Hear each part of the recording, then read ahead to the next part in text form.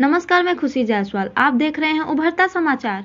नगर के प्राचीन बड़े बाबा बड़े शिव प्रांगण से भोलेनाथ का बारात बड़े ही धूमधाम के साथ निकला।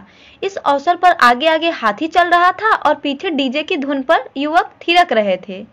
साथ ही साथ भगवान विष्णु, ब्रह्मा, हनुमान जी सहित अन्य देवी देवताओं के प्रतीकात्मक झांकियां सजाई गई थी, जो बड़ा ही आकर्षण का केंद्र बना रहा। इस अवसर पर भारी संख्या में श्रद्धालु बारात में शामिल हैं। बारात की सुरक्षा व्यवस्था के लिए पुलिस दल बल के साथ मुस्तैद रहे। पूरे नगर में व्यापक साफ सफाई और चूने का छिड़काव पालिका अध्यक्ष प्रहलाद गुप्ता के निर्देश पर कराया गया था। बारात आयोजनकर्ता रामकृष्ण खट्टू ने बताया कि परंपरागत तरीके से इस वर्ष भी शिव बारात निकाली गई। आप देख रहे हैं गोपीगंज से हमारे संवाददाता आशीष मुदनवाल की